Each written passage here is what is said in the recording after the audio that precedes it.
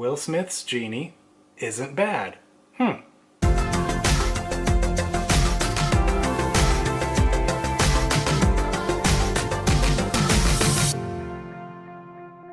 Hey everyone, my name's Austin, and here we're all about digging deeper and going further to better understand faith, film, and everything in between. If that sounds exciting to you when you're new here, consider subscribing for new videos every Friday. This past weekend, I went to a drive-in theater not far from us, and we saw Aladdin and John Wick 3. We had also gone on a hike earlier that day, and so between that and the drive-in, we didn't get home till like 3 a.m., so we were exhausted, but it was a great day and a really good time at the drive-in. I really enjoyed seeing John Wick 3 again. I actually think the pacing for me moved faster the second time around, but I've already talked about John Wick 3 on my channel, so let's talk about Aladdin because that's why you're here. Aladdin is the latest live-action remake to come from Disney, and many people, myself included, were a bit hesitant about this one. Between the genie and a few other things, we weren't sure how happy we were about all these Disney remakes coming out. And I have to say, after I saw it, when most people asked me what I thought, my initial reaction is just, it was okay. So let's go into detail and talk about why. There were certainly aspects of the movie that I really liked, but there was also some that I didn't care as much for. As I already mentioned, I actually liked Will Smith's genie interpretation, which was a really nice surprise. I thought he did a great job making the role his own without trying to copy Robin Williams and really just setting himself apart in that role because it's such an iconic performance from the original Aladdin and all that Robin Williams did with that role. So I really appreciated that Will Smith didn't just try and copy that. He really tried to make it his own and have it stand out as something different. And I definitely think that he pulled that off.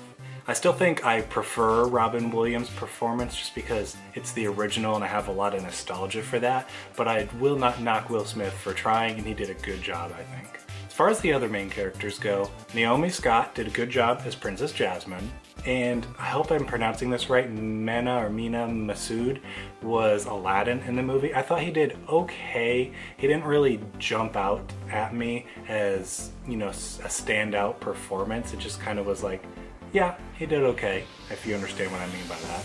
It was a pretty straightforward performance.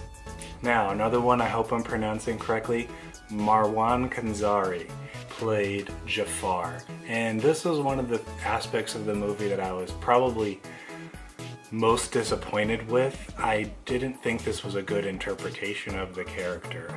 Jafar in the original was clearly evil. I had a very menacing persona throughout the movie.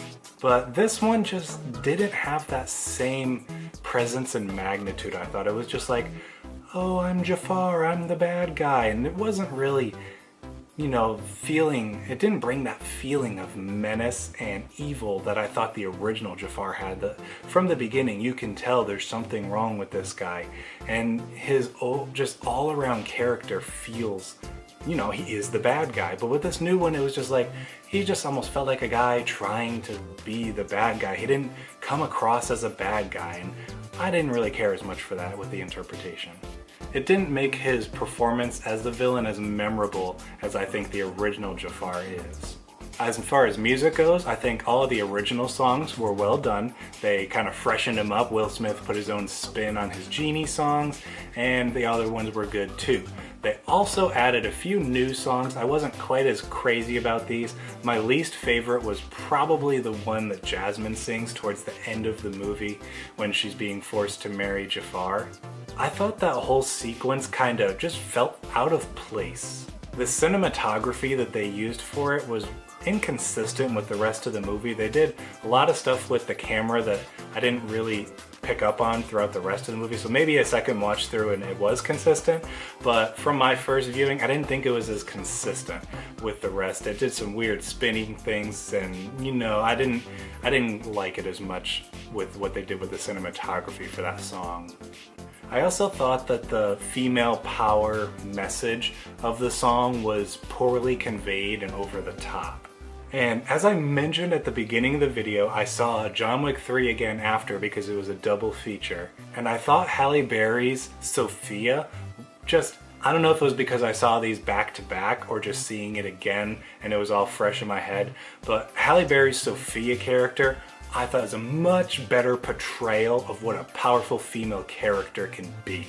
I'm just never gonna stop talking about how amazing the scene is with the dogs, and that action scene that she has with them and John Wick is just absolutely incredible. I loved it just as much the second time.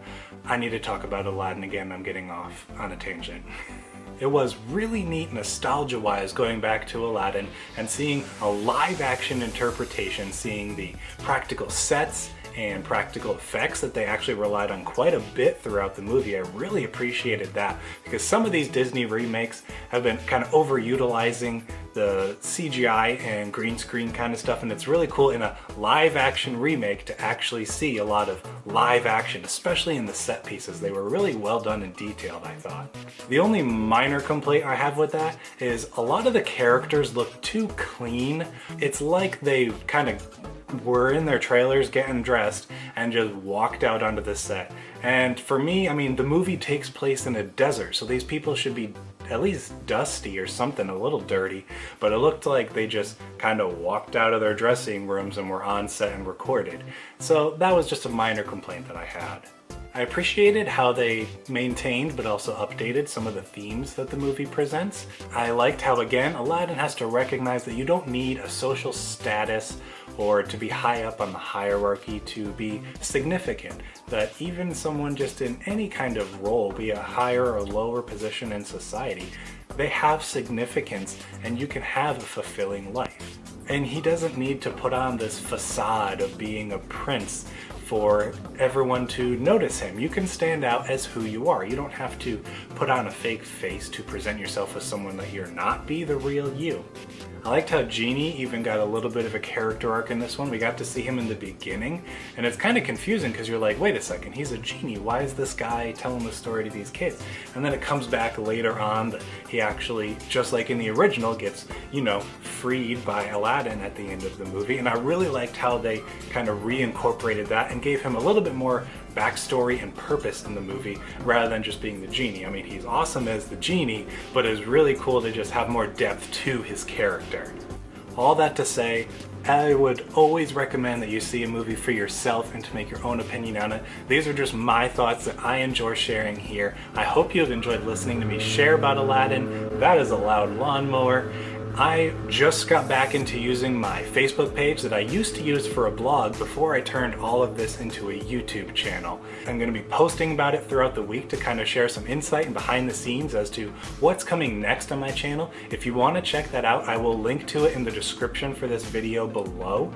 And as always, if you are looking to dig deeper and go further to better understand faith, film, and everything in between, you're in the right place. Subscribe to my channel to check out a new video every week, and I will see you in the next video.